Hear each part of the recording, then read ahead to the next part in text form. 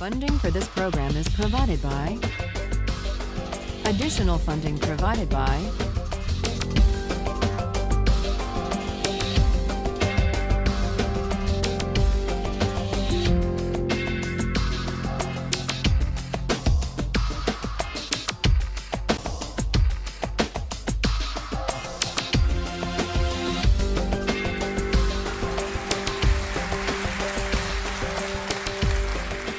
This is a course about justice, and we begin with a story. Suppose you're the driver of a trolley car, and your trolley car is hurtling down the track at 60 miles an hour, and at the end of the track you notice 5 workers working on the track. You try to stop, but you can't. Your brakes don't work. You feel desperate because you know that if you crash into these 5 workers, they will all die. Let's assume you know that for sure. And so you feel helpless until you notice that there is, off to the right, a side track. And at the end of that track, there's one worker working on the track. Your steering wheel works, so you can turn the trolley car, if you want to, onto the side track, killing the one, but sparing the 5. Here's our first question. What's the right thing to do? What would you do? Let's take a poll. How many would turn the trolley car onto the side track? Raise your hands. How many wouldn't? How many would go straight ahead? Keep your hands up, those of you who would go straight ahead. A handful of people would. The vast majority would turn. Let's hear first. Now we need to begin to investigate the reasons why you think it's the right thing to do. Let's begin with those in the majority who would turn to go onto the side track. Why would you do it? What would be your reason? Who's willing to volunteer a reason? Go ahead, stand up. Because it can't be right to kill 5 people when you can only kill 1 person instead. It wouldn't be right to kill 5 if you could kill 1 person instead. That's a good reason. That's a good reason. Who else? Does everybody agree with that reason? Go ahead. Well, I was thinking it was the same reason on 9/11. We regard the people who flew the plane into the Pennsylvania field as heroes because they chose to kill the people in the plane and not kill more people in big buildings. So the principle there was the same on 9/11. It's a tragic circumstance, but better to kill 1 and so that 5 can live? Is that the reason most of you had, those of you who would turn? Yes? Let's hear now from those in the minority, those who wouldn't turn. Yes? Well, I think that's the same type of mentality that justifies genocide and totalitarianism. In order to save one type of race, you wipe out the other. So what would you do in this case? You would, to avoid the horrors of genocide, you would crash into the 5 and kill them? Presumably, yes. Yeah. Okay, who else? That's a brave answer. Thank you. Let's consider another trolley car case and see whether those of you in the majority want to adhere to the principle, better that 1 should die so that 5 should live. This time you're not the driver of the trolley car, you're an onlooker. You're standing on a bridge overlooking a trolley car track. And down the track comes a trolley car. At the end of the track are 5 workers. The brakes don't work. The trolley car is about to careen into the 5 and kill them. And now, you're not the driver. You really feel helpless until you notice standing next to you, leaning over the bridge, is a very fat man. And you could give him a shove. He would fall over the bridge, onto the track, right in the way of the trolley car. He would die, but he would spare the 5. Now, how many would push the fat man over the bridge? Raise your hand. How many wouldn't? Most people wouldn't. Here's the obvious question. What became of the principle? Better to save 5 lives even if it means sacrificing 1. What became of the principle that almost everyone endorsed in the first case? I need to hear from someone who was in the majority in both cases. How do you explain the difference between the two? Yes. The second one, I guess, involves an active choice of pushing the person down, which I guess that person himself would otherwise not have been involved in this situation at all. And so to choose on his behalf, I guess, to involve him in something that he otherwise would have escaped is, I guess, more than what you have in the first case, where the 3 parties, the driver and the 2 sets of workers, are already, I guess, in the situation. But the guy working, the one on the track off to the side, he didn't choose to sacrifice his life any more than the fat man did he? That's true, but he was on the tracks. And you... This guy was on the bridge. Go ahead, you can come back if you want. All right, it's a hard question. All right, you did well. You did very well. It's a hard question.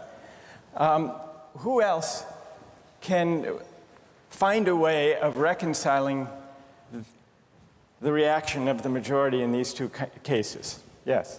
Well, I guess in the first case, where you have the 1 worker and the 5, it's choice between those 2, and you have to make a certain choice, and people are going to die because of the trolley car, not necessarily because of your direct actions. The trolley car is a runaway thing, and you're making a split-second choice, whereas pushing the fat man over is an actual act of murder on your part. You have control over that, whereas you may not have control over the trolley car.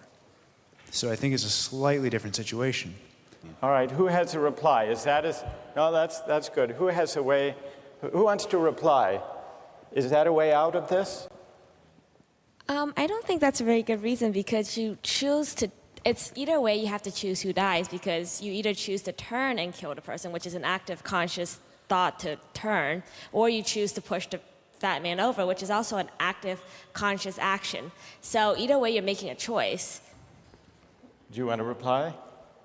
Well, I'm not really sure that that's the case. It just still seems kind of different, the act of actually pushing someone over onto the tracks and killing him. You are actually killing him yourself. You're pushing him with your own hands. You're pushing him. And that's Right. different than steering something that is going to cause death into another. You know, it doesn't good. really sound right saying it now. No, it's good. But I'm up here. It's good. What's your name? Andrew. Andrew. Let me ask you this question, Andrew. Yes. Suppose,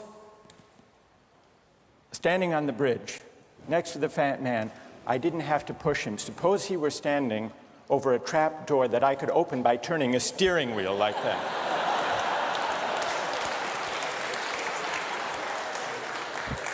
Would you turn? For some reason, that still just seems more wrong. Right? I mean, maybe if you accidentally leaned into the steering wheel or something like that. But or say that the car is hurtling towards a switch that will drop the trap. Then I could agree with that. Fair enough. It still seems wrong in a way that it doesn't seem wrong in the first case to turn, you say. And in another way, I mean, in the first situation, you're involved directly with the situation. In the second one, you're an onlooker as well. All right. So you have the choice of becoming involved or not by pushing the fat man. Let's forget for the moment about this case. That's good. Let's imagine a different case. This time you're a doctor in an emergency room, and 6 patients come to you. They've been in a terrible trolley car wreck. 5 of them sustained moderate injuries. 1 is severely injured. You could spend all day caring for the 1 severely injured victim, but in that time the 5 would die. Or you could look after the 5, restore them to health, but during that time the 1 severely injured person would die. How many would save the 5? Now is the doctor. How many would save the 1? Very few people. Just a handful of people. Same reason, I assume. 1 life versus 5? Now consider another doctor case.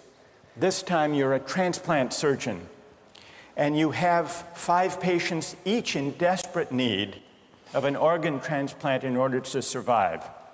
1 needs a heart, 1 a lung, 1 a kidney, 1 a liver, and the 5th, a pancreas. And you have no organ donors. You are about to see them die. And then it occurs to you that in the next room, there's a healthy guy who came in for a checkup. And he's... You like that? And he's taking a nap. You could go in very quietly, yank out the 5 organs, that person would die. But you could save the 5. How many would do it? Anyone? How many? Put your hands up if you would do it.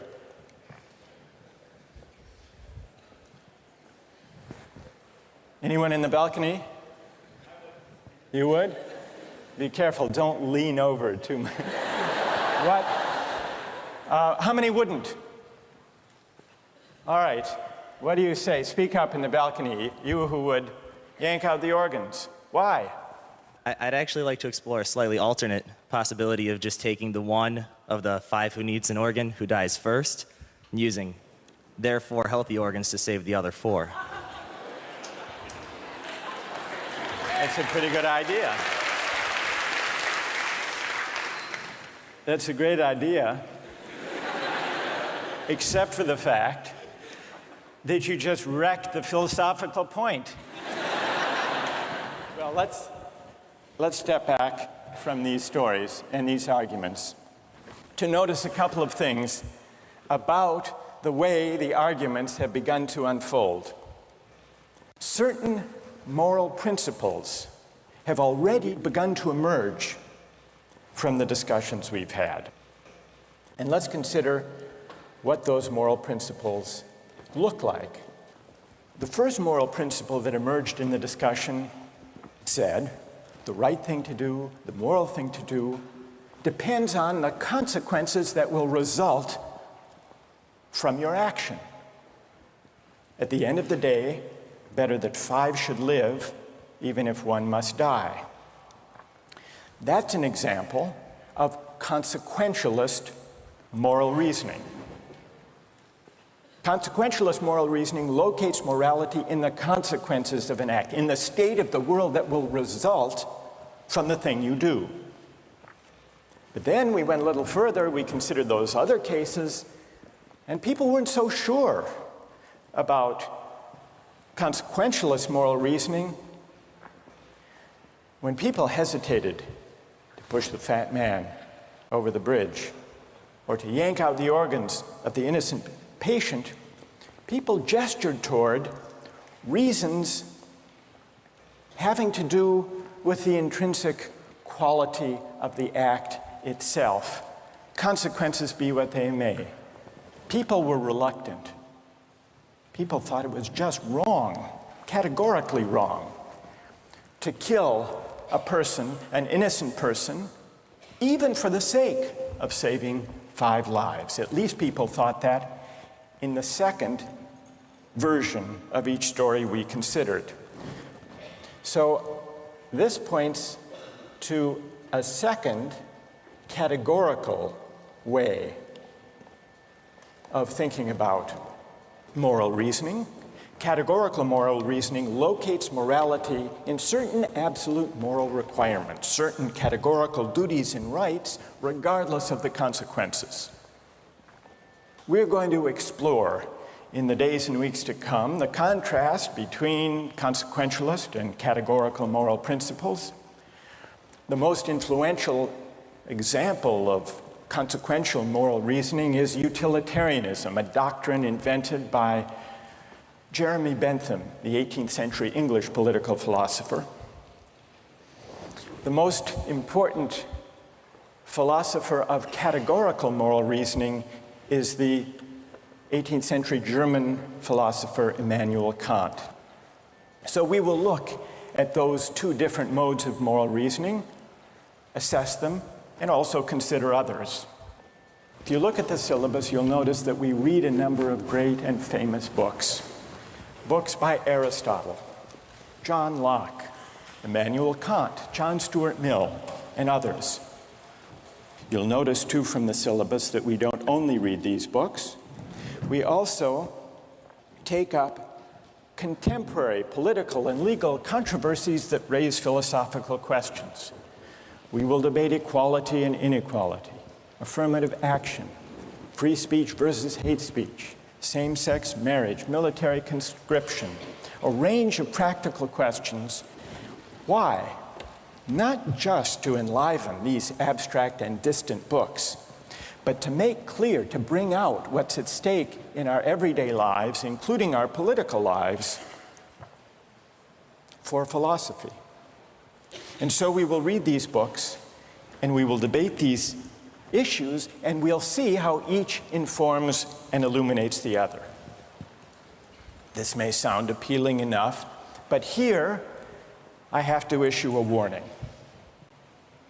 And the warning is this: to read these books in this way, as an exercise in self-knowledge, to read them in this way carries certain risks. Risks that are both personal and political. Risks that every student of political philosophy has known. These risks spring from the fact that philosophy teaches us and unsettles us by confronting us with what we already know. There's an irony. The difficulty of this course consists in the fact that it teaches what you already know. It works by taking what we know from familiar, unquestioned settings and making it strange. That's how those examples worked. The hypotheticals with which we began, with their mix of playfulness and sobriety. It's also how these philosophical books work. Philosophy estranges us from the familiar, not by supplying new information, but by inviting and provoking a new way of seeing. But, and here's the risk, once the familiar turns strange, it's never quite the same again. Self-knowledge is like lost innocence. However unsettling you find it, it can never be unthought or unknown. What makes this enterprise difficult, but also riveting, is that moral and political philosophy is a story, and you don't know where the story will lead, but what you do know is that the story is about you. Those are the personal risks. Now what of the political risks? One way of introducing a course like this would be to promise you that by reading these books and debating these issues, you will become a better, more responsible citizen. You will examine the presuppositions of public policy. You will hone your political judgment. You will become a more effective participant in public affairs. But this would be a partial and misleading promise. Political philosophy, for the most part, hasn't worked that way. You have to allow for the possibility that political philosophy may make you a worse citizen rather than a better one, or at least a worse citizen before it makes you a better one. And that's because philosophy is a distancing, even debilitating activity. And you see this going back to Socrates. There's a dialogue, the Gorgias, in which one of Socrates' friends, Callicles, tries to talk him out of philosophizing. Callicles tells Socrates, philosophy is a pretty toy if one indulges in it with moderation at the right time of life. But if one pursues it further than one should, it is absolute ruin. Take my advice, Callicles says. Abandon argument. Learn the accomplishments of active life. Take for your models not those people who spend their time on these petty quibbles, but those who have a good livelihood and reputation and many other blessings. So Callicles is really saying to Socrates, quit philosophizing, get real, go to business school. And Callicles did have a point. He had a point because philosophy distances us from conventions, from established assumptions, and from settled beliefs. Those are the risks, personal and political. And in the face of these risks, there is a characteristic evasion. The name of the evasion is skepticism. It's the idea, well, it goes something like this. We didn't resolve once and for all either the cases or the principles we were arguing when we began.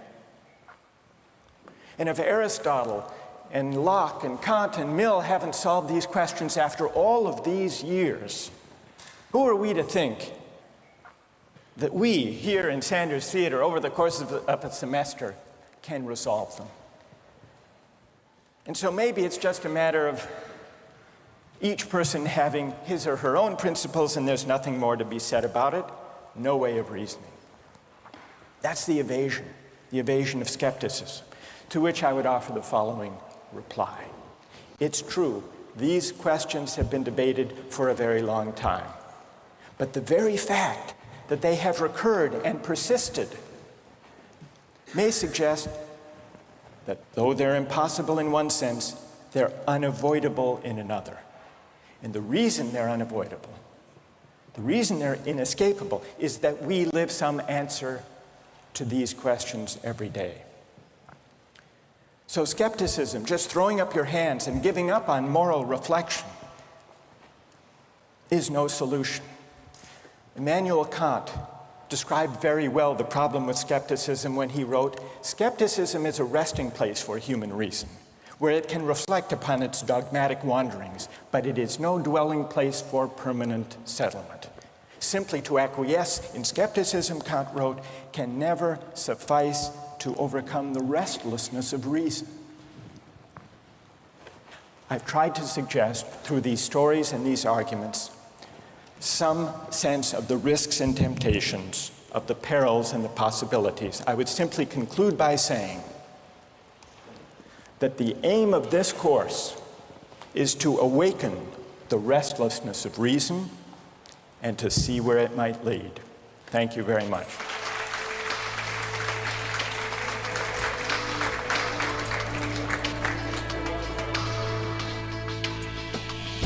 Like, in a situation that desperate, you have to do what you have to do to survive. You have to do what you have to do. You got to do what you got to do, pretty much. If you've been going 19 days without any food, someone just has to take the sacrifice. Someone has to make the sacrifice, and people can survive. All right, that's good. What's your name? Marcus. Marcus. What do you say to Marcus?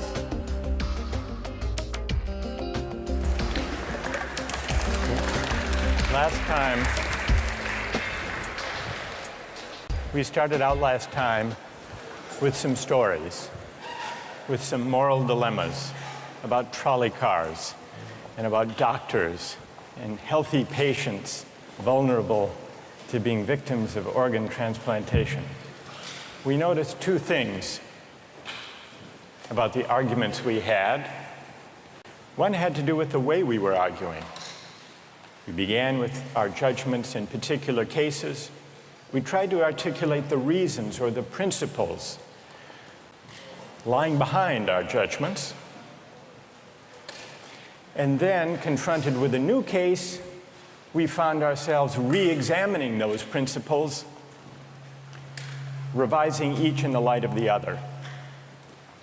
And we noticed the built-in pressure to try to bring into alignment our judgments about particular cases and the principles we would endorse on reflection.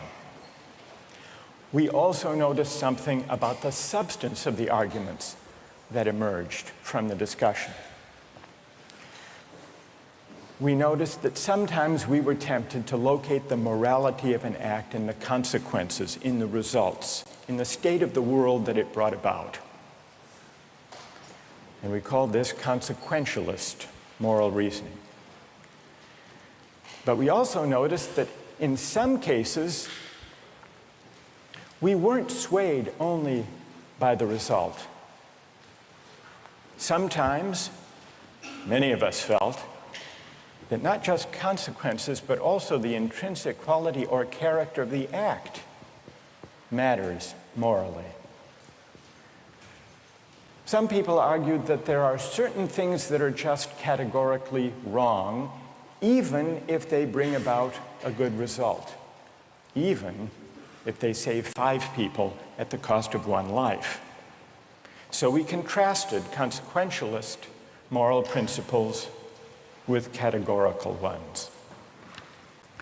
Today, and in the next few days, we will begin to examine one of the most influential versions of consequentialist moral theory, and that's the philosophy of utilitarianism. Jeremy Bentham, the 18th century English political philosopher, gave the first clear systematic expression to the utilitarian moral theory. And Bentham's idea, his essential idea, is a very simple one,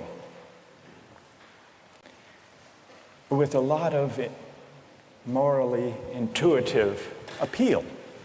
Bentham's idea is the following: the right thing to do, the just thing to do, is to maximize utility. What did he mean by utility?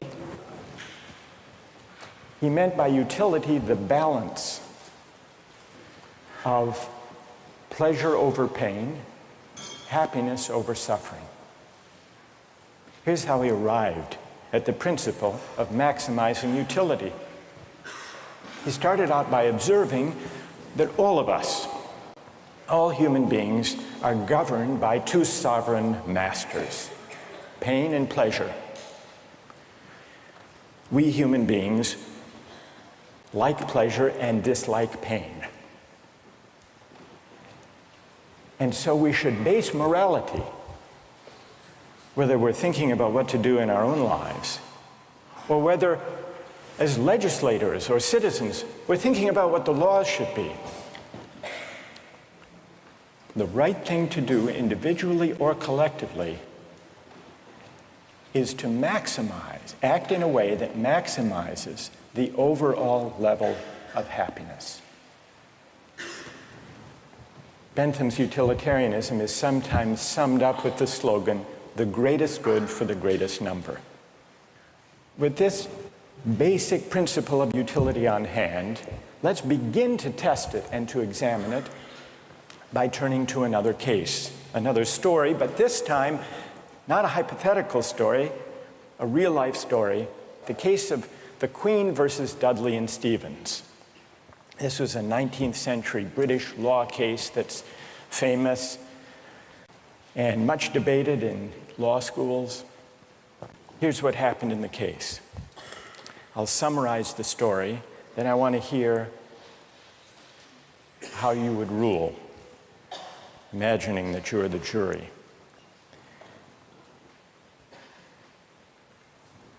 A newspaper account of the time described the background.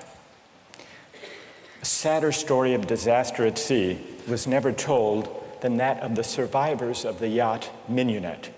The ship foundered in the South Atlantic, 1,300 miles from the Cape. There were 4 in the crew. Dudley was the captain. Stevens was the first mate. Brooks was a sailor. All men of excellent character, or so the newspaper account tells us. The 4th crew member was the cabin boy, Richard Parker, 17 years old. He was an orphan. He had no family. And he was on his first long voyage at sea. He went, the news account tells us, rather against the advice of his friends. He went in the hopefulness of youthful ambition, thinking the journey would make a man of him. Sadly, it was not to be. The facts of the case were not in dispute. A wave hit the ship, and the Mignonette went down. The 4 crew members escaped to a lifeboat. The only food they had were 2 cans of preserved turnips, no fresh water. For the first 3 days, they ate nothing. On the 4th day, they opened one of the cans of turnips and ate it. The next day, they caught a turtle. Together with the other can of turnips, the turtle enabled them to subsist for the next few days. And then for 8 days, they had nothing. No food, no water. Imagine yourself in a situation like that. What would you do? Here's what they did. By now, the cabin boy, Parker, is lying at the bottom of the lifeboat in the corner because he had drunk seawater against the advice of the others, and he had become ill, and he appeared to be dying. So on the 19th day, Dudley, the captain, suggested that they should all have a lottery, that they should draw lots to see who would die to save the rest. Brooks refused. He didn't like the lottery idea. We don't know whether this was because he didn't want to take the chance or because he believed in categorical moral principles. But in any case, no lots were drawn. The next day, there was still no ship in sight, so Dudley told Brooks to avert his gaze, and he motioned to Stevens that the boy Parker had better be killed. Dudley offered a prayer. He told the boy his time had come, and he killed him with a penknife, stabbing him in the jugular vein. Brooks emerged from his conscientious objection to share in the gruesome bounty. For 4 days, the 3 of them fed on the body and blood of the cabin boy. True story. And then they were rescued. Dudley describes their rescue in his diary with staggering euphemism, quote, "On the 24th day, as we were having our breakfast, a ship appeared at last. The 3 survivors were picked up by a German ship. They were taken back to Falmouth in England, where they were arrested and tried. Brooks turned state's witness. Dudley and Stevens went to trial. They didn't dispute the facts.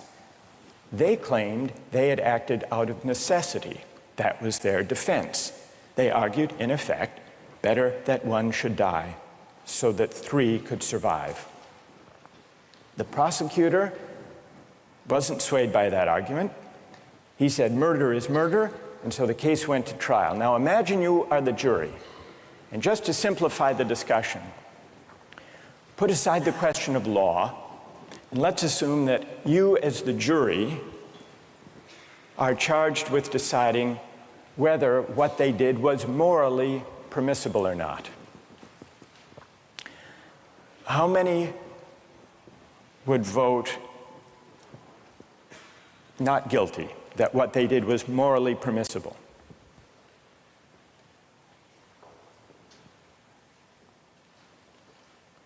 And how many would vote guilty, what they did was morally wrong? A pretty sizable majority. Now let's see what people's reasons are, and let me begin with those who are in the minority. Let's hear first from the defense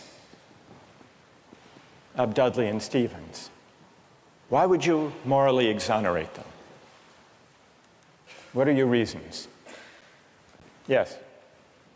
I think it is morally reprehensible, but I think that there's a distinction between what's morally reprehensible and what makes someone legally accountable.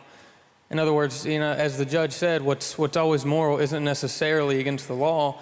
And while I don't think that necessity justifies theft or murder or any illegal act, at some point your degree of necessity does in fact exonerate you from any guilt. Okay, good.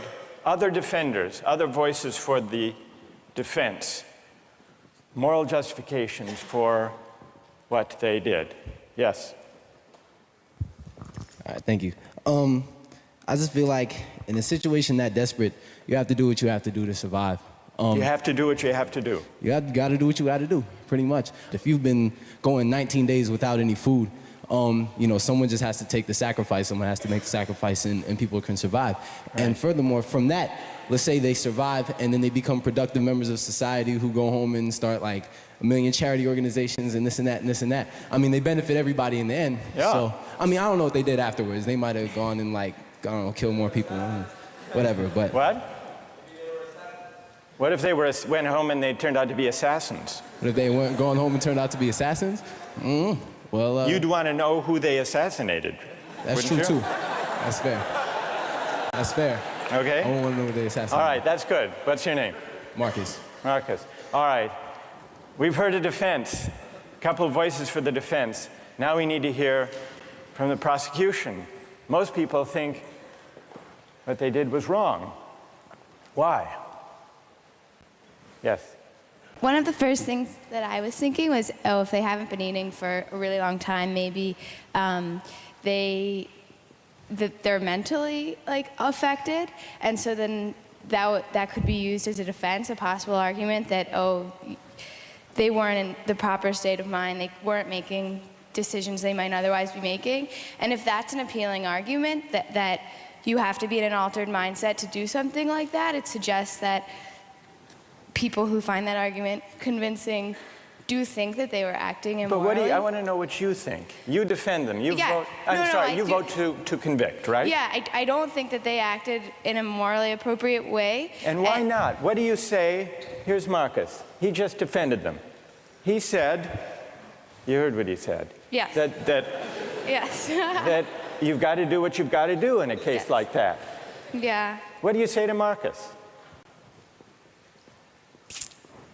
That there's no situation that would allow human beings to take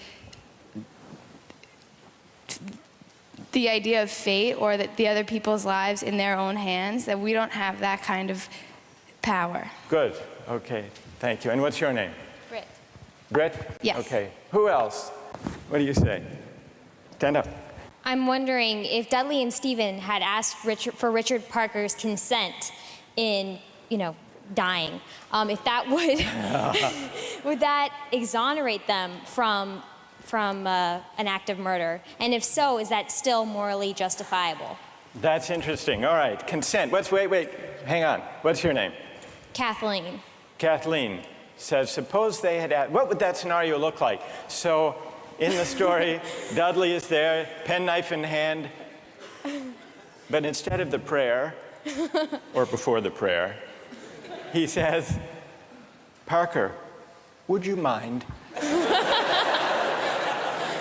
We're desperately hungry, as Marcus empathizes with. We're desperately hungry. You're not going to last long anyhow. Yeah. You can be a martyr. Would you be a martyr? Yeah. How about it, Parker?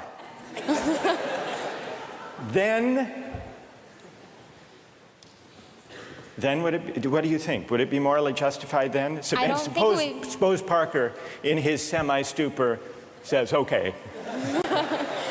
I don't think it would be morally justifiable, but I'm wondering... Even then it wouldn't be. No. You don't think that even with consent, it would be morally justified. Are there people who think, who want to take up Kathleen's consent idea and who think that that would make it morally justified. Raise your hand if it would, if you think it would. That's very interesting. Why would consent make a moral difference? Why would it?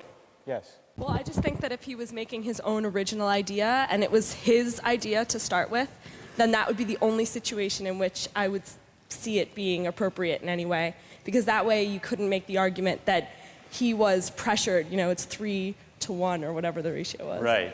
And I think that if he was making a decision to give his life, then he took on the agency to sacrifice himself, which some people might see as admirable, and other people might disagree with that decision. So if he came up with the idea, that's the only kind of consent we could have confidence in morally, then it would be okay. Otherwise, it would be kind of coerced consent under the circumstances, you think. Is there anyone who thinks that even the consent of Parker would not justify their killing him? Who thinks that? Yes, tell us why. Stand up. I think that Parker would be killed with the hope that the other crew members would be rescued. So there's no definite reason that he should be killed because you don't know when they're going to get rescued. So if you kill him, it's killing him in vain. Do you keep killing a crew member until you're rescued and then you're left with no one? Because someone's going to die eventually. Well, the moral logic of the situation seems to be that they would keep on picking off the weakest, maybe, one by one, until they were rescued. And in this case, luckily, they were rescued when 3 at least were still alive. Now, if Parker did give his consent, would it be all right, do you think, or not? No. No. It still wouldn't be right. And tell us why it wouldn't be all right. First of all, cannibalism, I believe, is morally incorrect. So you shouldn't be eating a human anyway. So cannibalism is morally objectionable as such. So then, even on the scenario of waiting until someone died, still it would be objectionable. Yes, to me personally. I feel like it all depends on one's personal morals. And we can't sit here and just, this is just my opinion. Of course, other people are going to disagree. But well, we'll see. Let's see what their disagreements are, and then we'll see if they have reasons that can persuade you or not. Let's try that. All right. Let's, now, is there someone who can explain, those of you who are tempted by consent, can you explain why consent makes such a moral difference? What about the lottery idea? Does that count as consent? Remember, at the beginning, Dudley proposed a lottery. Suppose that they had agreed to a lottery, then how many would then say it was all right? Suppose there were a lottery, cabin boy lost, and the rest of the story unfolded. Then how many people would say it was morally permissible? So the numbers are rising if we had a lottery. Let's hear from one of you for whom the lottery would make a moral difference. Why would it? I think the essential element in my mind that makes it a crime is the idea that they decided at some point that their lives were more important than his, and that, that's kind of the basis for really any crime, right? It's like my needs, my desires are more important than yours, and mine take precedent. And if they had done a lottery where everyone consented that someone should die, and it's sort of like they're all sacrificing themselves to save the rest. Then it would be all right. A little grotesque, but... But morally permissible? Yes. And what's your name? Matt. So, Matt, for you, what bothers you is not the cannibalism, but the lack of due process. I guess you could say that. Right? And can someone who agrees with Matt say a little bit more about why a lottery would make it, in your view, morally permissible? Go ahead.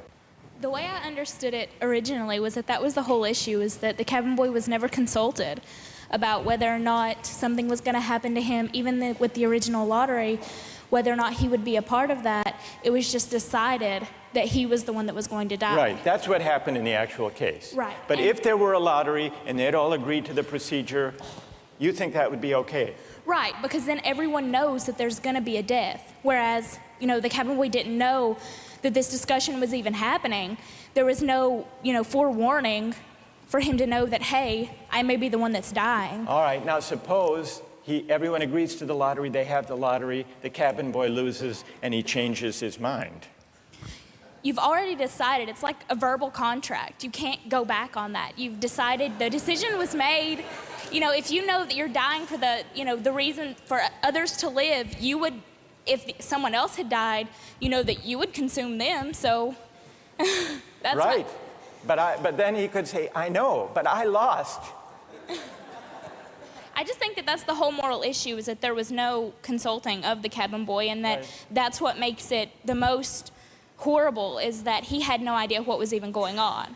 That had he known what was going on, it would be a bit more understandable. All right, good. Now I want to hear, so there are some who think it's morally permissible, but only about 20%, led by Marcus. Then there are some who say the real problem here is the lack of consent, whether the lack of consent to a lottery, to a fair procedure, or, Kathleen's idea, lack of consent at the moment of death. And if we add consent, then more people are willing to consider the sacrifice morally justified. I want to hear now, finally, from those of you who think even with consent, even with a lottery, even with a final murmur of consent by Parker at the very last moment, it would still be wrong. And why would it be wrong? That's what I want to hear. Yes? Well, the whole time I've been leaning all towards the categorical moral reasoning. And I think that there's a possibility I'd be okay with the idea of a lottery and then the loser taking into their own hands to kill themselves, so that there wouldn't be, an act of murder. But I still think that even that way it's coerced. And also I don't think that there's any remorse. Like in Dudley's diary, we were eating our breakfast. It seems as though he's just sort of like, the whole idea of not valuing someone else's life.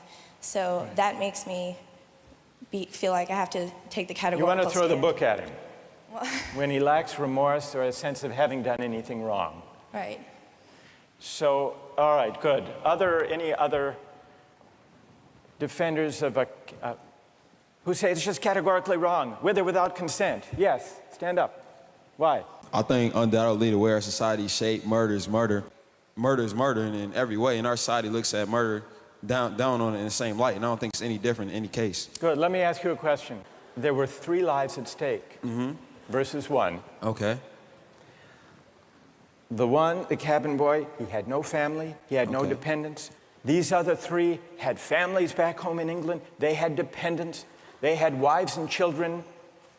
Think back to Bentham. Bentham says we have to consider the welfare, the utility, the happiness of everybody. We have to add it all up. So it's not just numbers 3 against 1. It's also all of those people at home. In fact, the London newspaper at the time and popular opinion sympathized with them, Dudley and Stevens. And the paper said if they weren't motivated by affection and concern for their loved ones at home and their dependents, surely they wouldn't have done this. Yeah, and how is that any different from people on a corner trying to have the same desire to feed their family? I don't think it's any different. I think in any case, if I'm murdering you to advance my status, that's murder, and I think that we should look at that all in the same light instead of criminalizing certain activities and making certain things seem more violent and savage, when in the same case, it's all the same. It's all the same act and mentality that goes into murder, necessity to feed your family. So suppose it weren't 3, suppose it were 30, 300. 1 life to save 300. Or in wartime, 3,000. Okay. Suppose the stakes are even bigger. Suppose the stakes are even bigger. I think it's still the same deal. Do you think Bentham is wrong to say the right thing to do is to add up the collective happiness? You think he's wrong about that? I don't think he's wrong, but I think murder is murder in any case. Yeah, well, then Bentham has to be wrong. If you're right, he's wrong. Okay, then he's wrong. All right. I'm right. Thank you. Well done. All right, let's step back from this discussion and notice how many objections have we heard to what they did. We heard some defenses of what they did. The defenses had to do with necessity, their dire circumstance, and, implicitly at least, the idea that numbers matter. And not only numbers matter, but the wider effects matter. Their families back home, their dependents. Parker was an orphan. No one would miss him. So if you add up, if you try to calculate the balance of happiness and suffering, you might have a case for saying what they did was the right thing. And then we heard at least 3 different types of objections.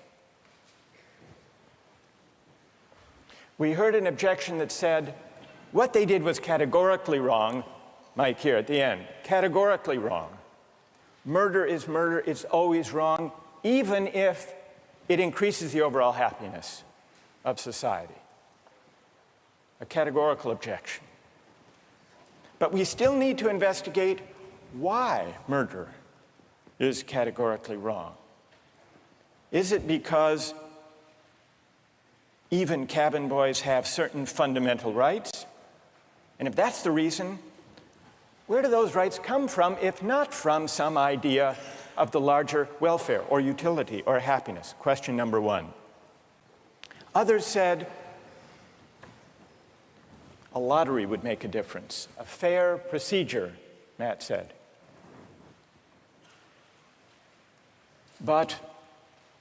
And some people were swayed by that. That's not a categorical objection exactly. It's saying everybody has to be counted as an equal, even though at the end of the day, one can be sacrificed for the general welfare. That leaves us with another question to investigate. Why does agreement to a certain procedure, even a fair procedure, justify whatever result flows from the operation of that procedure? Question number 2. And question number 3, the basic idea of consent. Kathleen got us onto this. If the cabin boy had agreed himself, and not under duress, as was added, then it would be all right to take his life to save the rest. And even more people signed on to that idea. But that raises a third philosophical question. What is the moral work that consent does?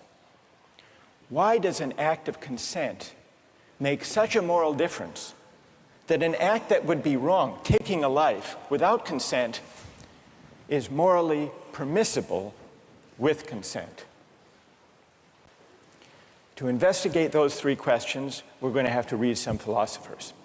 And starting next time, we're going to read Bentham and John Stuart Mill, utilitarian philosophers. Don't miss the chance to interact online with other viewers of Justice. Join the conversation, take a pop quiz, watch lectures you've missed, and learn a lot more. Visit justiceharvard.org. It's the right thing to do.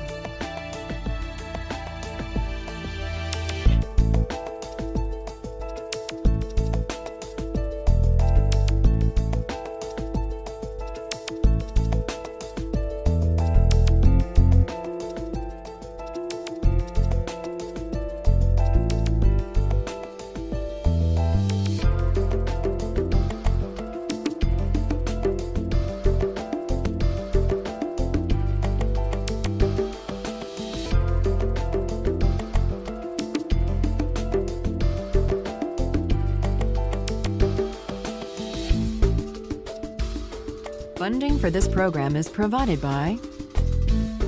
Additional funding provided by